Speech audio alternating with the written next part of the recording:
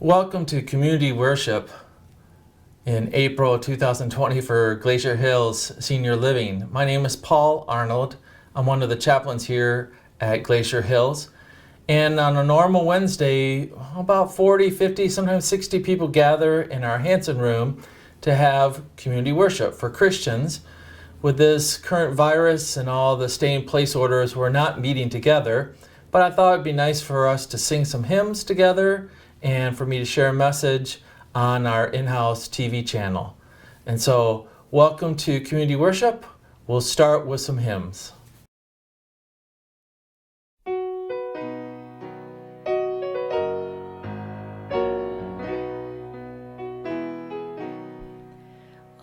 Amazing grace, how sweet the sound that saved a wretch like me. I once was lost, but now am found, was blind, but now I see. 'Twas grace that taught my heart to fear, and grace my fears relieved. How precious did that grace appear the hour I first believed. Through many dangers, toils, and snares, I have already come. 'Tis grace that brought me safe thus far, and grace will lead me home. When we've been here 10,000 years, bright shining as the sun, we've no less time to sing God's praise than when we first begun.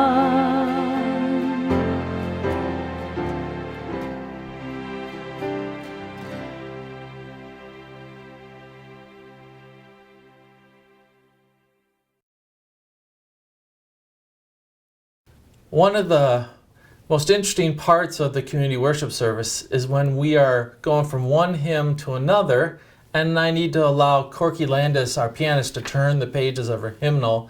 And a couple years ago, I realized that it'd be nice if I shared some humor, and I call it heavenly humor. And some of these jokes are a little corny, I have to admit, but people enjoy them and often share them with their friends. So here is some heavenly humor for this week. Andrew was watching his father, a minister, write an Easter service and an Easter sermon. Andrew asked his dad, "How do you know what to say?" "Well, God tells me," his father replied. "Okay," said Andrew, "then why do you keep crossing things out?"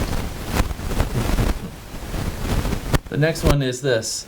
A Sunday school teacher asked her class to write one sentence each on what Easter means to me. One pupil wrote, "Egg salad sandwiches for the next 2 weeks."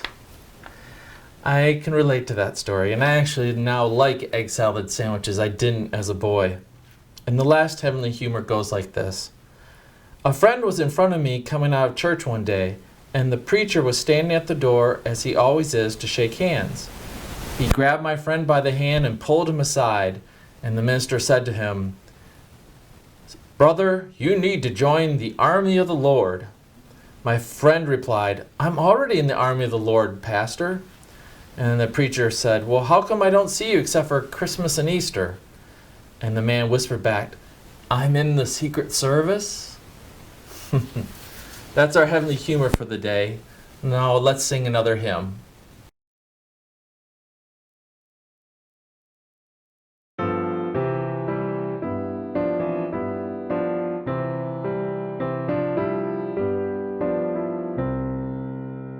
This is my Father's world, and to my listening ears, all nature sings, and round me rings the music of the spheres. This is my Father's world, I rest me in the thought of rocks and trees, of skies and seas, his hand the wonders wrought. This is my Father's world, the birds their carols raise, the morning light, the lily white, declare their Maker's praise. This is my Father's world, he shines in all that's fair.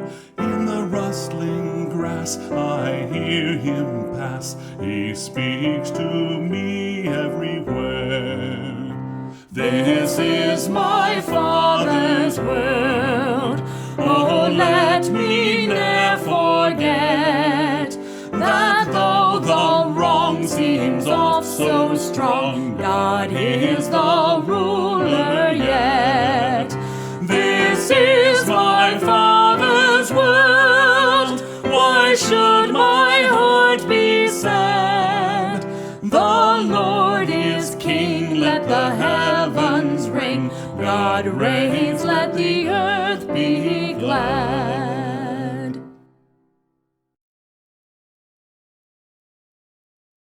Thank you for singing along, and now I want to share a message and some scripture as well. Today, as of Wednesday, April 12th, we are still in a shutdown. Our state of Michigan is stay in place, and we're supposed to do that here in the state of Michigan and many other states as well to control this virus. But to put it more plainly, we are confined. As a boy, when I would act up and tease my sister or did something else that was wrong, I would be given the punishment of having time out, and my mom would send me up to my room to have a time out. Now, that really wasn't a big punishment for me. I enjoyed quiet time, I had books to read, I could listen to my radio, but when confinement is not chosen, but you have to do it, it can often feel like prison, even the nicest of situations. Since mid-March, we have been considered in confinement here or restrictions, and it's tough on our residents. And I have been considered an essential healthcare worker, which I appreciate the designation, and I do feel essential around Glacier Hills. And I want to be here. I want to help out residents and their families. But I have to admit that sometimes when I leave in the morning and I look at my wife still sleeping in and she works from home later in the day, I'm a little bit jealous.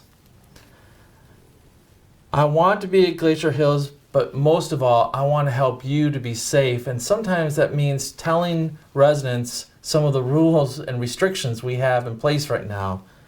Nobody really wants to hear it, but it's to keep us safe. We are in confinement, but you could look at it this way. This is a chance for you to be in a nice, quiet place to reflect and to grow spiritually.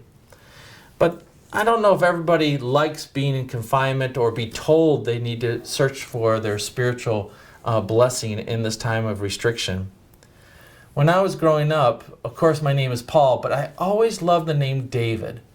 David was my favorite character in the Bible, well, after Jesus, of course. But David was a hero. He was a writer. He could do so many great things. And of course, we know his most famous scripture, which is the 23rd Psalm. In the 23rd Psalm, we hear these most familiar words. The Lord is my shepherd, I shall not want. He maketh me to lie down in green pastures. He leadeth me beside the still waters. He restoreth my soul. He leadeth me in the paths of righteousness for his name's sake. Yea, though I walk through the valley of the shadow of death, I will fear no evil, for thou art with me. Thy rod and thy staff, they comfort me. Thou preparest a table before me in the presence of my enemies. Thou anointest my head with oil. My cup runneth over. Surely goodness and mercy shall follow me all the days of my life, and I will dwell in the house of the Lord forever. Those words are really comforting, and I've heard it so many times. I've read it many times. And to be honest, sometimes I skip right over the very first line. Do you remember the first line? The Lord is my shepherd, I shall not want. Wait a second. Want? I want things all the time. I want a good lunch. I want to walk outside. I want to go on a trip. I want a good night's sleep. I want my son to call me on the phone. So to say when David writes, I shall not want, it's in reference to how good he feels that God is taking care of him, that the good shepherd is taking care of David. God is the good shepherd and the provider, and when David trusts in God, David finds peace.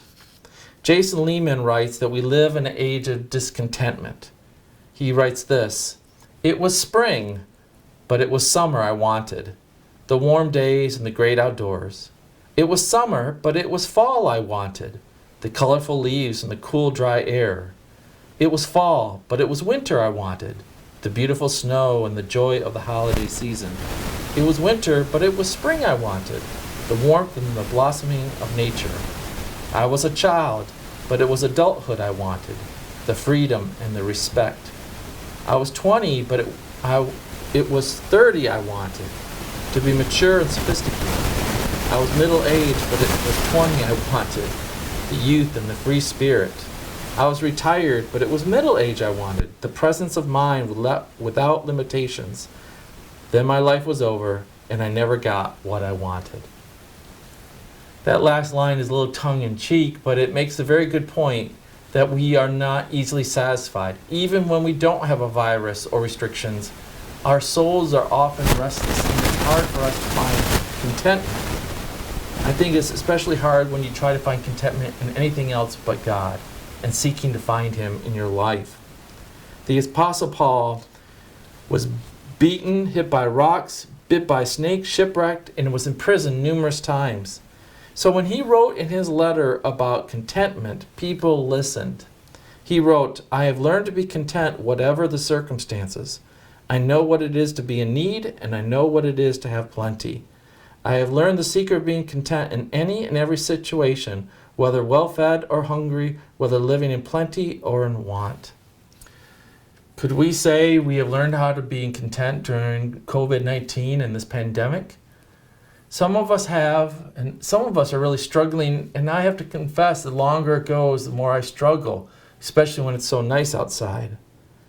David had a sense of peace that the Lord was his shepherd, but the Apostle Paul also had this great sense of peace, and what ties them together is their common faith in God as their provider, their protector, their God that gives them peace.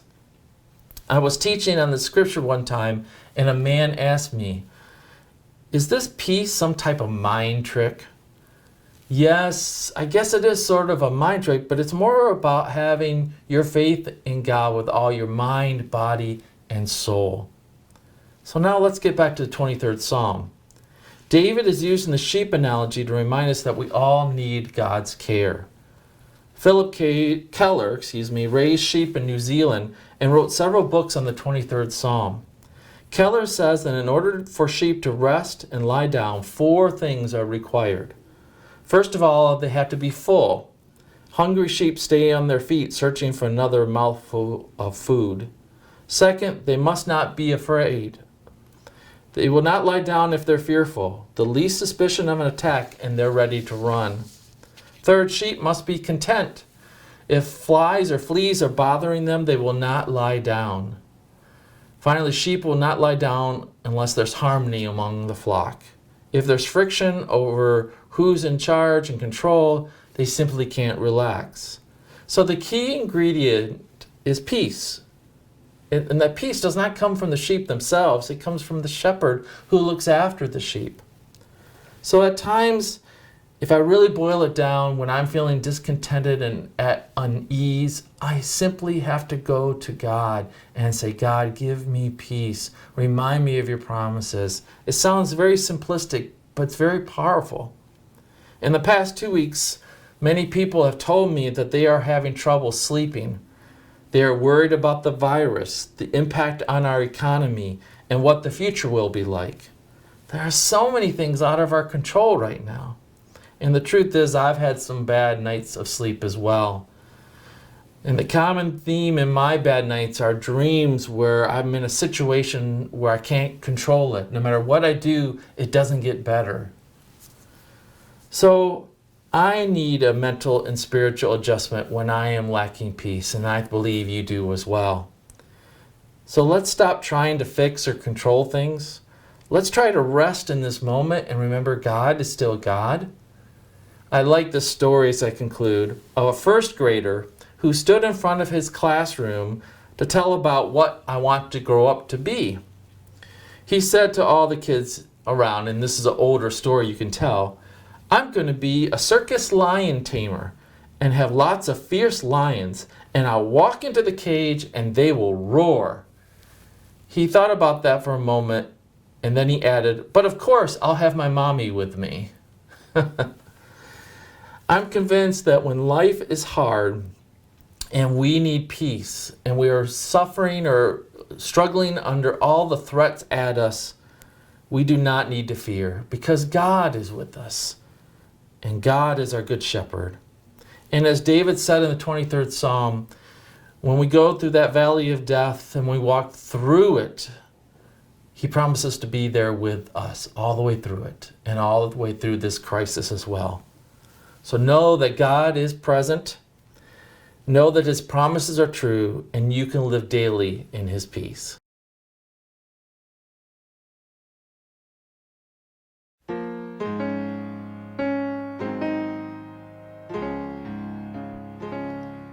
I come to the garden alone while the dew is still on the roses. And the voice I hear falling on my ear, the Son of God discloses. And he walks with me, and he talks with me, and he tells me I am his own. And the joy we share as we tarry there, none other has ever known. He speaks, and the sound of his voice is so sweet, the birds hush their singing, and the melody that he gave to me within my heart is ringing. And he walks with me, and he talks with me, and he tells me I am his own. And the joy we share as we tarry there, none other has ever known.